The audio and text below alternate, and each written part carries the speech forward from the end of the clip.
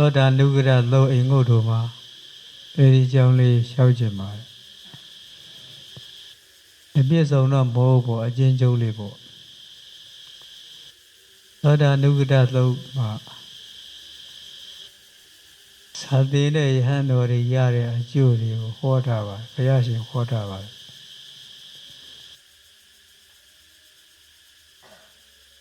အဲ့ဒီတော့ရဲ့နောက်ကျောင်း history ကတော့ဗြဟ္မဏကိုယ်တော်တွေတရားဗြဟ္မဏတရားကျမ်းနေတတ်တဲ့ကိုယ်တော်တွေကတရားနာမလာပါဘူးမြတ်စွာဘုရားတရားဟောတာတရားနာမလာပါဘူးရှင်သာရိပုတ္တရာအရှင်မောဂလန်ကိုယ်တော်ကြီးတွေတရားဟောရင်လည်းမလာပါဘူးသူသဖြင့်မြတ်စွာဘုရားတရားဟောတာမလာတဲ့ကယဟန်တွေကသူတို့ကိုသတိထားလာတယ်ဗြဟ္မဏကိုယ်တော်အပါ900သူတို့ပြောတာကတော့ဘာမှမထူပါဘူးဒီအခရာပုပ္ပတ်တွေကိုပဲထပ်ကအလဲလဲလုပ်ပြီးဟောနေတာဘာမှမထူဘူးလကအချင်းကုန်တယ်လို့သူကအဲ့လိုမှန်ဝင်နေပါတယ်သူကတရားလည်းအာမထုတ်တဲ့အာထုတ်တဲ့ကိုယ်တော်လည်းမဟုတ်ဘူးအချောင်နေတဲ့ဗြဟ္မဏတွေပေါ့သူတို့ပုံနာမျိုးပုံနာမှန်ဝင်တဲ့ကိုယ်တော်တွေပေါ့မြတ်စွာဘုရားကသူတို့ကိုခေါ်လိုက်ပါတယ်။ခေါ်ပြီးတော့အဲ့ဒီသောတာနုဂတသုတ်ကိုဟောပါတယ်။အဲ့ဒီမှာအချက်၄ချက်ပါပါတယ်။ဒီချက်တယုတတိဉာဏ်သွင်းပြီးတရားနာရတယ်။သာသင်္သာဆိုသာဝလိုက်ရဉာဏ်သွင်းရမယ်လို့ပြောတယ်။ဉာဏ်သွင်းပြီးတော့နှစ်ပြီးတော့နာယူမှတ်သားရတယ်ဒီရွတ်ဆိုရင်နောက်ဆင်းမှာဒုတိယဆင်းမှာရွတ်ဆိုပို့လို့တယ်ရွတ်ဖတ်ဖို့လိုတယ်ပဇာနဲ့ဖတ်လို့ပဇာနဲ့လည်းရွတ်ဖို့ဆိုဖို့လိုတယ်ဒုတိယအဆင့်တတိယအဆင့်ကအဓိပ္ပာယ်ကိုဆင်ခြင်စဉ်းစားဖို့လိုတယ်ဒုတိယအဆင့်ကကြောင်းကျိုးဆက်ဆက်ပြီးဆင်ခြင်ဖို့ဉာဏ်သွင်းဖို့လိုတယ်ဇာကပြည့်တဲ့အတိုင်းကျင့်ဖို့လိုတယ်သင်ရှင်နှလုံးသွင်းဖို့လိုတယ်အစစ်အမြင့်ဆုံးရောက်မရောက်တရားပေါက်သည်ဖြစ်စေမပေါက်သည်ဖြစ်စေအစဉ်၄ဆင့်ဘုရားကညွှန်ထားပါတယ်အဲဒီတုတ်မှာယဟန်တွေတရားထူရရမယ်လို့မပါဘူးတရားထူရတဲ့ယဟန်လည်းမပါဘူးနံပါတ်1ဉာဏ်သွင်းပြီးတော့တရားနာတယ်သိတယ်နံပါတ်2နှုတ်မှလည်းရွတ်ဖတ်တယ်သရစေတယ်သင်တယ်ရွတ်ဖတ်တယ်ပေါ့ရွတ်နိုင်ဖို့တော့အဲ့ဒီခေတ်ကစာအုပ်ခေတ်မဟုတ်တော့နာဂရေကမှတ်မိအောင်ရွတ်နိုင်ဖတ်နိုင်ဆိုနိုင်အောင်သူဉာဏ်စိုက်ပြီးနာထားတာရအောင်ဆွဲအောင်နာထားတာစာအုပ်မရှိဘူးစာအုပ်နဲ့လည်းမှတ်တမ်းမတင်ဘူးဆရာကိုယူသေးလွန်းတဲ့ခေတ်ဒီရမအ내အိဗေတွေဆင်ခြင်တာဉာဏ်ပွင့်အောင်ဆင်ခြင်တာနံပါတ်၄မှာကြောင်းကျိုးဆက်ဆက်စဉ်းစားတွေးခေါ်ရှုပွားတာတရားထူတော့မရဘူးဘုရုဇဉ်ဘဝနဲ့ပဲအဲ့ဒီ၄ချက်ကိုတသက်လုံးလှုပ်သွားတာယဟန်ဘဝနဲ့ဘုရုဇဉ်ဘဝနဲ့ကိုယ်လွန်တယ်နတ်ပြည်ရောက်သွားတယ်ယဟန်တွေကဘိညာဉ်ရတဲ့ယဟန်တွေကနတ်ပြည်မှာလာတရားဟောတယ်အဲ့ဒီတရားနာပြီးတော့သူနတ်ပြည်မှာတရားထူရသွားတယ်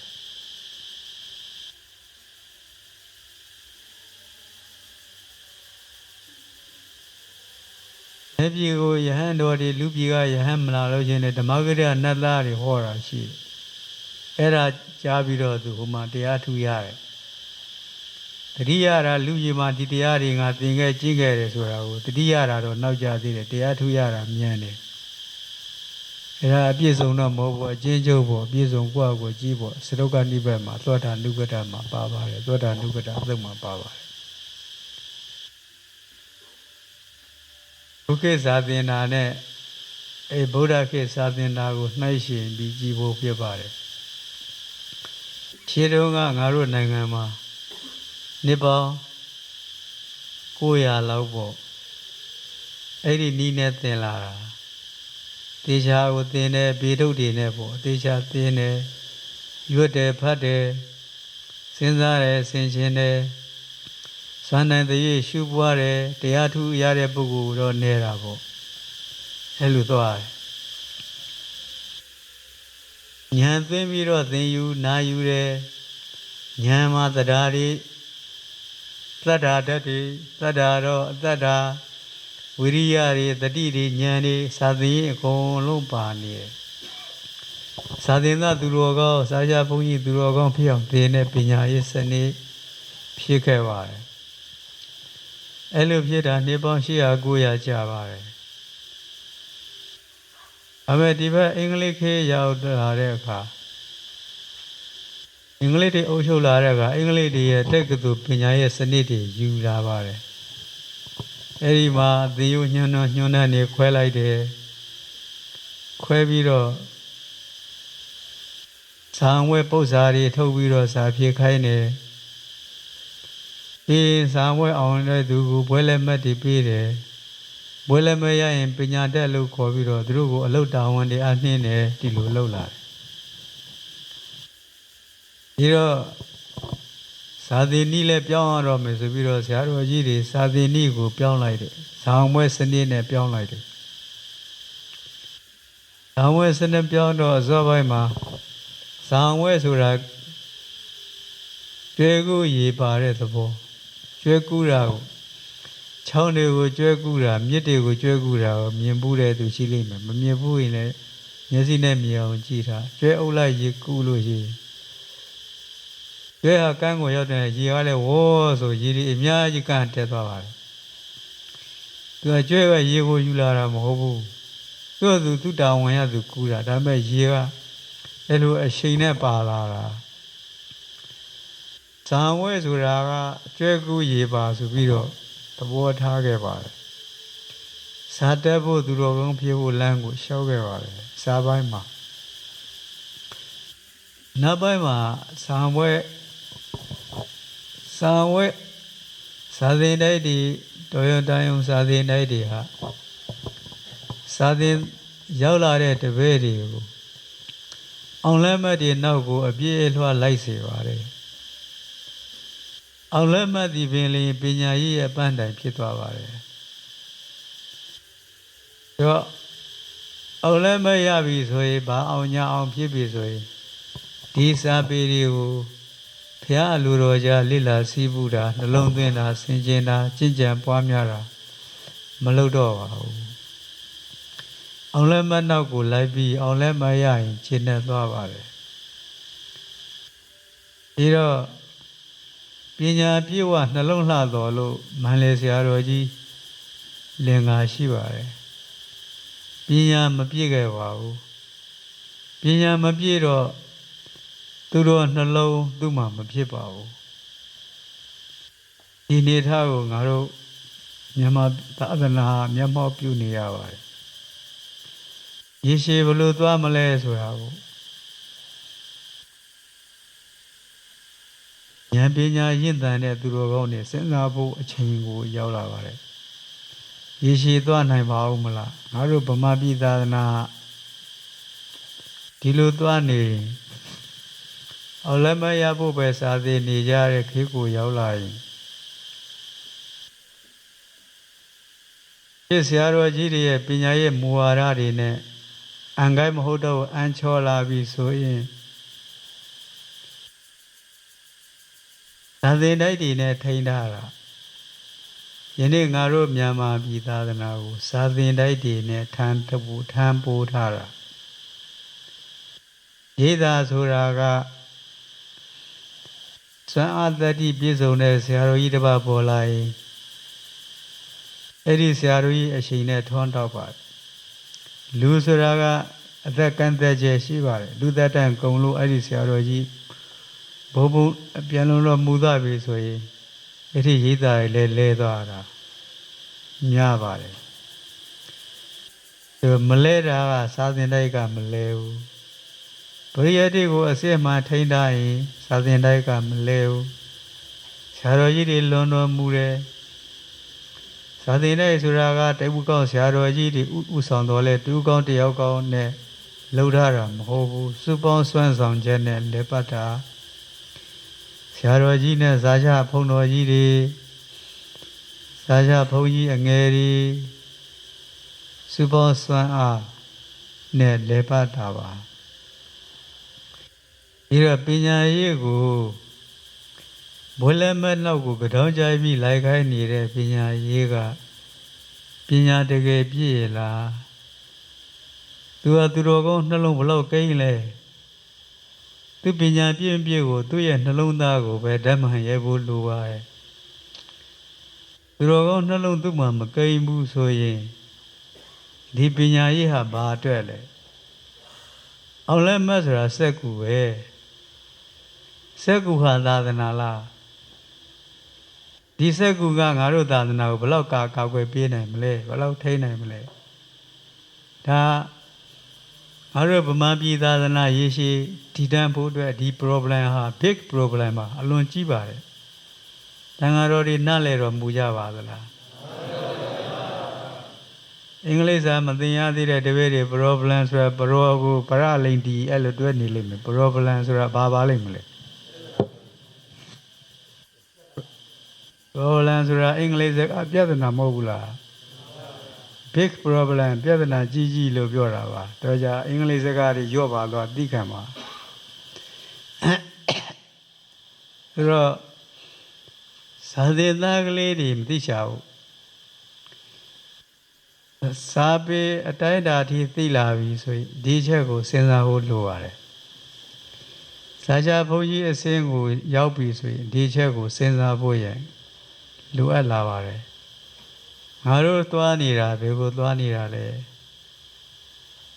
ငါတို့အတိတ်ကရှေ့ဆရာတော်ကြီးတွေသာသနာငါတို့ယင်တဲ့ကိုပေးသွားတဲ့ဆရာတော်ကြီးတွေတာဝန်ကျေခဲ့လို့ငါတို့ယင်တဲ့သာသနာရောက်တယ်မှန်ပါလားဖေ။ငါတို့ယင်တဲ့ကိုသာသနာရောက်ပြီတပည့်တွေယင်တဲ့ကိုငါတို့သာသနာပေးမယ်ဆိုတဲ့အခါကျတော့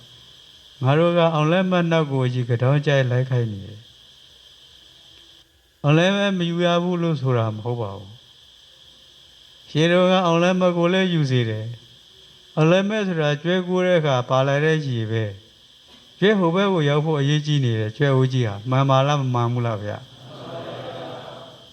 အဲ့ဒါကိုဆာချဘုန်းတော်ကြီးတွေသိဖို့လိုနေတယ်မသိလို့မဖြစ်ဘူး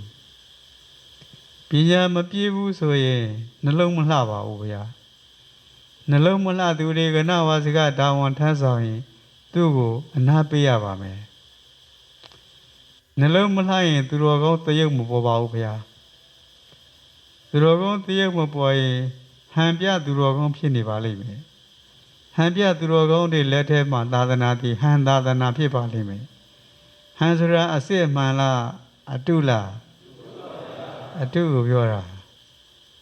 လောကမှာဒါအင်းပါကွာလို့ပြောတဲ့အင်းပြောကြလားမပြောကြဘူးလားအင်းလို့ပြောတယ်အင်းဆိုတာအတုကိုပြောတာတဲ့အကျဉ်းသားရဆရာတော်ကြီးနဲ့ပတ်သက်တဲ့ဆောင်းမရှင်တယောက်ကရေးဘူးတယ်အကျဉ်းသားရကထုတ်တဲ့စာအုပ်တုံးမှာအင်းတော်ထဲကအင်းမဟုတ်တဲ့ဆရာတော်အဲ့လိုရေးတယ်အကျဉ်းသားရတောကြောင့်ကဧက30လောက်ဟာအင်ပင်နေပင်မအင်ပင်နေပါနောက်ဘက်မှာကျောင်းပြဆရာတော်အဲ့မှနေတော့ရာဘာတွေစိုက်လိုက်လို့ရာဘာတွေလည်းတော်တော်များသွားတယ်ငါကအင်တော့ပါအင်ပင်နေပေါက်တဲ့တော့အင်ပင်အင်ဆိုတာရှိရပါတော့ဆရာတော်ကအင်မဟုတ်ဘူးတဲ့အစစ်မှန်ပညာရှိသူတော်ကောင်းပါလို့ဆောင်းမရှင်ကရေးလို့တာအဲ့ဒါကိုအင်တော့မှနေတဲ့အင်တော့ထက်ကအင်မဟုတ်တဲ့ဆရာတော်ဒီလိုရေးတယ်သူရေးတာတင်ပြသုံးနှုံးတာကောင်းလုံးပါလေအဲ့ဒါကိုသိဖို့လိုတယ်ဆိုတော့ပညာမပြည့်သူတွေကိုခဏဝါစကတေမိနေပြီလားအဲ့ဒီနာယကဖုန်းတော်ကြီးတွေသိဖို့လိုတယ်အနုနာယကတွေသိဖို့လိုတယ်အခုယောဒီယောရဲနဲ့နာယကတွေကလည်းပြက်ပြက်သားသားမကန်ရဲဘူးဆိုရင်ကိုယ့်ရဲ့အကြောင်းတော်ကြီးဟာလဲနိုင်ပါတယ်ကိုเจ้าကအဓိကကိုเจ้า လောက်နေတော့သာသနာရေးမပြီးသေးဘူးငါတို့ကရေရှည်ငါတို့ဗမာပြည်သာသနာရေရှည်ဘယ်လိုသွားမလဲဒါကိုစဉ်းစားနေပါတယ်ဒီတိုင်းတော့ရေရှည်မရဘူးဒါဝဲကလည်းအကုန်လုံးရတန်ကြံစာတွေကိုဟိုလူကအဖြစ်စာအုပ်ထားရေးဒီလူကအဖြစ်စာအုပ်ထားရေးကြပါတယ်ဘာအတွက်ရေးမှလည်းမသိဘူးအဖြစ်စာအုပ်တွေကိုဖားရေးစာဝဲအောင်ရင်စာတက်ပြီလို့ထင်နေတယ်အဖြစ်စာအုပ်လျှောက်ဖွဲ့လို့စာဝဲအောင်လို့စာပဲတက်မလဲဒီဘုရားတို့จิตခဝိုင်းနေတော့အဲ့မှာညံရောင်ဗိဓမာညံရောင်အဲ့လိုစာအုပ်တွေထွက်တယ်အဲ့ဒါဗိဓမာကူညီရေးအဲ့လိုဒီဘက်တရားကူညီရေးလားအဲ့လိုစာအုပ်တွေထွက်တယ်နောက်မစိုးရင်တီကာရောအဖြစ်အဲ့လိုမှတ်စုစာအုပ်တွေထွက်တာပေါ့ဟိုကဆရာတော်ကြီးကပြောတယ်ဟေးမင်းတို့အဲ့စာအုပ်တွေဖတ်နေအောင်စင်ထွက်လာရင်ကူညီရေးသမားလည်းမကူညီနိုင်ဘူးညံရောင်ဖတ်တဲ့ကောင်လည်းညံရောင်မတောက်တော့ဘူးမစိုးရင်ကိုင်းတဲ့ကိုရောလေးစိုးရင်နေရတယ်မဟုတ်လားဟာသာပြောရမယ်အဲ့ဒီဟာသာကသာသနာစိတ်ပါနေတယ်သာသနာစိတ်နဲ့စာတက်အောင်သင်မင်းတို့အဲ့လိုမဆုစာအုပ်တွေကိုင်းပြီးတော့ရှေ့ခီးဆက်လို့မရဘူးဆိုတာကိုပြောနေတာအဲ့ဒါကိုမှတ်မိနေတယ်ကောင်းတာပဲလို့ဒီဆရာတော်ပြောတာအဲ့ဒါကောင်းတာပဲလို့စာချဆရာတော်တပါးကအမိန့်ရှိတာအဲ့ဒါ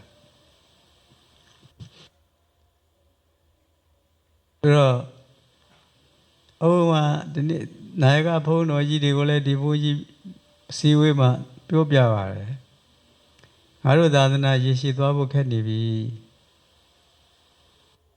အမဓမ္မစရိယဒီဘုန်းကြီးဓမ္မစရိယဇာဘာတွေချလာတယ်ဘုရားပု္ပ္ပာဖြေတွေထုံးဒီကဖြေတွေထုံးလိုက်တာဝက်ကြအကောင်တဝက်ကြမှဓမ္မစရိယမှာထေရတွေမှာမကြံတော့ပါဘူးဝက်ကြအကောင်တွေအားလုံးကပု္ပ္ပာဖြေတွေထုတ်ပလိုက်ကြတယ်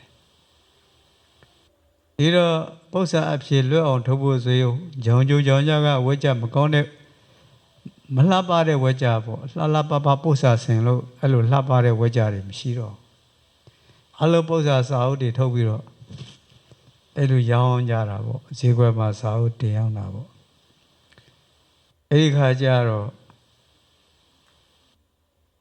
ပညာရေးကိုငါတို့တခေတ်ပြောင်းရမယ်မပြောင်းရင်မရတော့နိုင်ငံတိုင်းတာတိပြောင်းဖို့ငါတို့မတတ်နိုင်ဘူးငါတို့မှာရှင်ပြည်အာဏာလည်းမရှိဘူးမာနအပွဲအာဏာလည်းမရှိဘူးဒီတော့ရတဲ့ဤတနည်းတော့ရှိတယ်ကိုเจ้าမှလောက်ရမှာလိုရမလဲဆိုရင်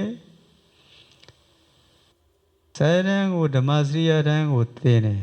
ပု္ပ္ပာထုတ်တဲ့ကဒီဓမ္မစရိယအထာတွေကမထုတ်ပဲနဲ့တခြားအထေကထာတွေကထုတ်မယ်ပု္ပ္ပာတခြားအထေကထာတွေကဝေကြဆင်မယ်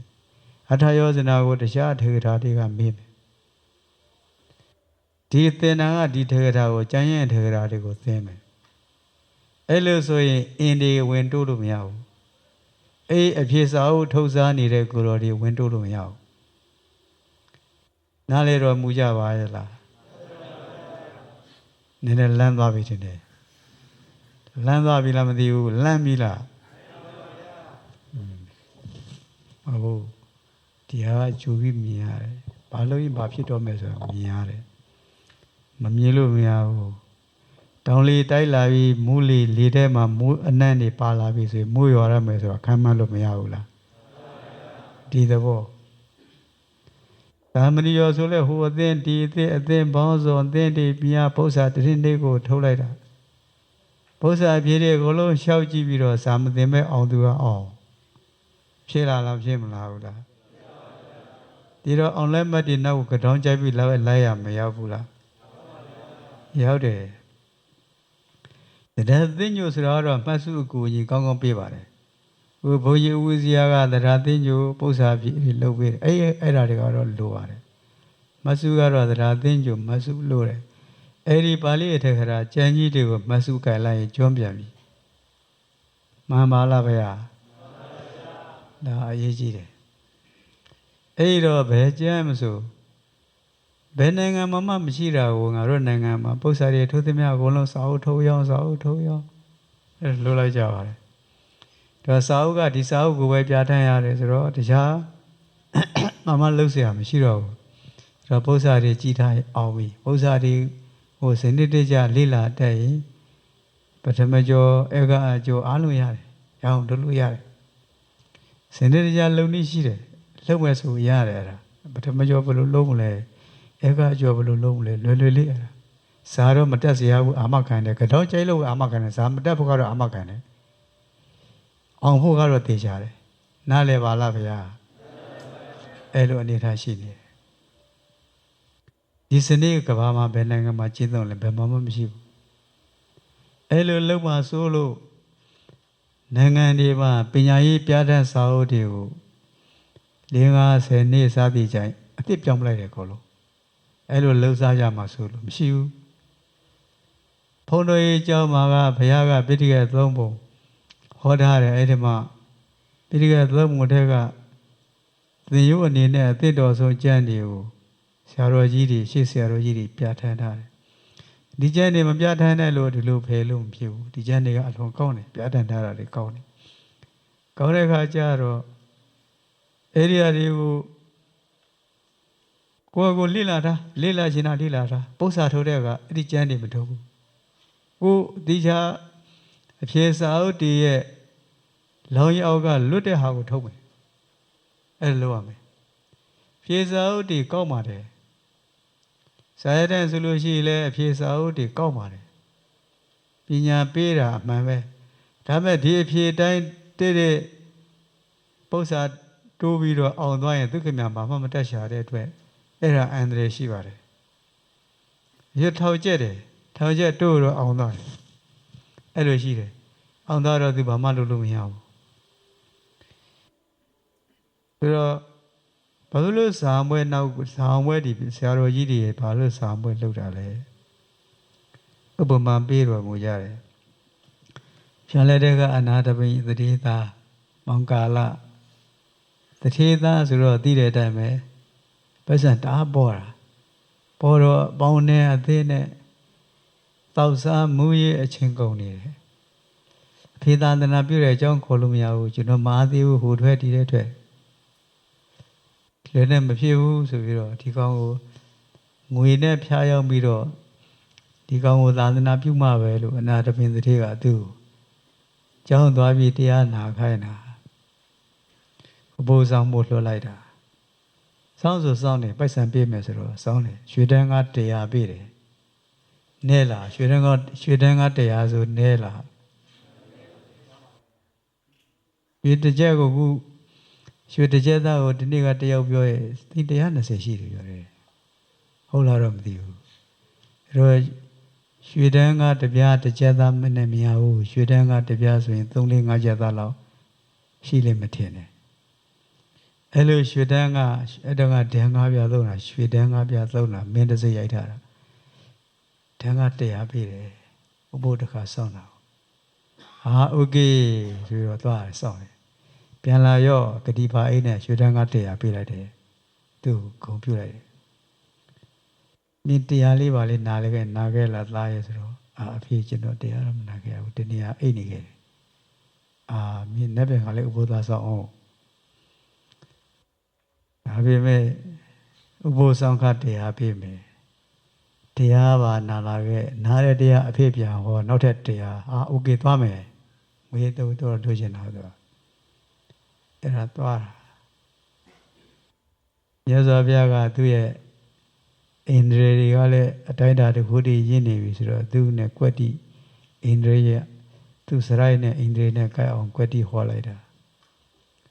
ဒုတိယနေ့မှာသောတာပန်ဖြစ်လာတော့ငွေပြီးတော့ရှက်လို့မယူတော့ဘူးဇောင်းပွဲလုပ်တယ်ဆိုတာအဲ့ဒီနေ့ကိုလှုပ်တာလည်းပြောပါတယ်ခိပြက်သွားတယ်အင်္ဂလိပ်ဗမာဘယင်မရှိတော့ဘူးဖမ်းသွားတယ်အင်္ဂလိပ်ကဟိုလူကထဒေါ်လန်ဒီလူကထဒေါ်လန်တိုင်းပြည်ကြီးမငြိမ်မသက်ဖြစ်တော့ဇာတိတိုက်တွေအလုံးရက်ဆဲသွားတယ်ဘာမှမရှိဘူးအရင်တော့ဘယင်အထောက်ပိုင်းနဲ့ဒီကရက်တည်တာဘယင်မရှိတော့ကျောင်းတက်ကြီးတွေကအကုန်လုံးဂရင်ဖြစ်သွားတယ် ဒီလိုစာရဘုန်းကြီးတွေသနဲ့ထမ်းပြီးလက်နဲ့ကင်ပြီးတော်လှန်တယ်အကုန်လုံးဖြစ်ကုန်တယ်အဲ့ဒီကမှဒီလိုနဲ့တော့မရဘူးစာရင်သားလေးတွေစာသင်ခြင်းအောင်လို့ဆိုပြီးတော့အဲ့ဒီကာလထုံးကိုနှလုံးမူပြီးတော့စာအောင်ရင်စုတွေပါလေချပြီးတော့စာသင်ခြင်းအောင်ဖျားယောင်းသွေးဆောင်တာလို့ဆိုရတဲ့ရည်ရွယ်ချက်ကအဲ့ဒီရည်ရွယ်ချက်ဒီကောင်းပါတယ်ဒါပေမဲ့ပညာပြည့်နှလုံးလှကိုတော့စာရနာယကဘုန်းကြီးတွေအနုနာယကဘုန်းကြီးတွေကနဝါစကစာရှာတွေကနဝါစကတွေစာပေ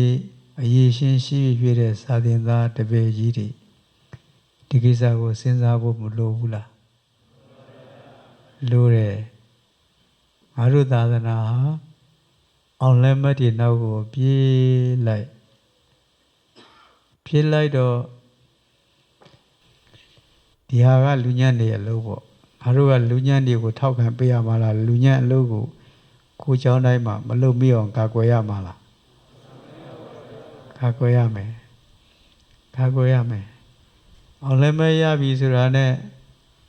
အောင်လက်မဲ့ရပြီဆိုတာနဲ့ဟုတ်ပြီဆိုပြီးတော့ဒီမှာသူရဲ့ကောင်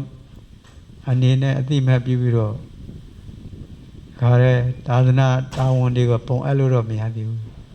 အေးရပဲနေဆေးရပါမယ်ပညာပြည့်လားနှလုံးလှလားဆိုတာနဲ့ဆေးရပညာပြည့်မပြည့်ကိုပညာရှိနှလုံးသားသူ့မှာရှိမရှိသူ့ဆောင်ရွက်ချက်တွေကပေါ်လွင်ပါတယ်မှန်ပါလားဗျာအဲ့ဒါကဆက်ပြီးစဉ်းစားကြဖို့ကအရေးသာသနာတော်ရဲ့အနာဂတ်ကိုအားတို့စဉ်းစားကြမယ်ဝိနည်းအများကြီးရောရဲလာကြတယ်ကိုเจ้าနဲ့မရောဖို့လိုနေတယ်ဘာဖြစ်လို့လဲဆိုတော့ကိုเจ้าနဲ့ကိုနဲ့နိုင်တာကိုနဲ့ဆက်နွယ်ရပဲကိုစီနိုင်ကြတာတခြားကိုသွားပြီးအုပ်ချုပ်ပိုင်ခွင့်လည်းမရှိဘူးမှန်လားမှန်ဘူးလားဒီတော့မဟာဝရကသံဃာတွေကမဟာဝရကျောင်းတိုင်းကိုစောင့်နောက်ကျောင်းတိုင်းတစ်ခုကသံဃာတွေကကိုကျောင်းတိုင်းကိုစောင့်အဲ့လိုစောင့်ပြီးတော့သာသနာကိုမရင်းရအောင်လူတော်ပဲကာကွယ်ရမယ်ကိုနဲ့မဆိုင်တဲ့နေရာမှာသွားလို့ရင်အရိုက်ခံရမယ်လို့မရဘူးစာသင်တိုက်တွေအဓိကပြောနေတာစာသင်တိုက်တွေလဲမသွားဘူးလို့နေတယ်စာသင်တိုက်တွေလဲတော့မယ်စာသင်တိုက်တွေဘုံလဲရင်သာသနာငါတို့သာသနာသွားပြီ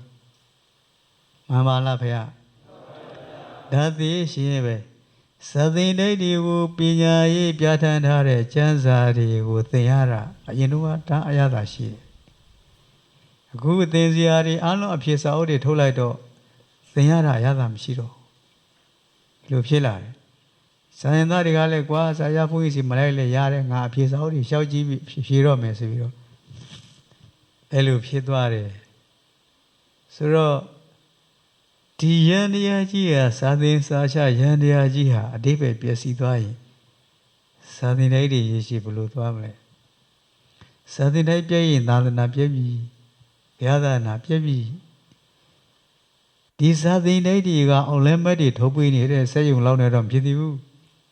ဒီဂရီမေးလို့ခေါ်တယ်အင်္ဂလိပ်လိုဒီဂရီမေးဆိုတာဘွဲဒီဂရီကိုစက်ရုံကထိုးသလိုထုတ်ပေးနေတာငါတို့ကျောင်းကသာမဏေကျော်အောင်လဲမတ်ရသူဘယ်နှပါဓမ္မစီအောင်လည်းမရသူဘယ်နှပါစသည်ဝိနည်း